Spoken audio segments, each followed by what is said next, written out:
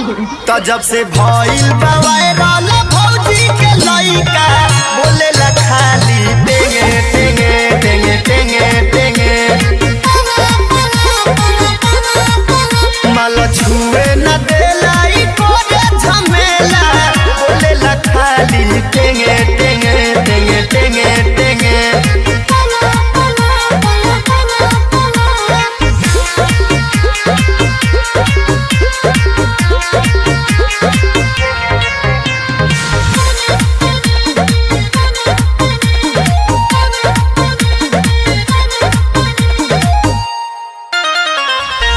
हमारा से लागे सुनल चाहता गारी भौजी के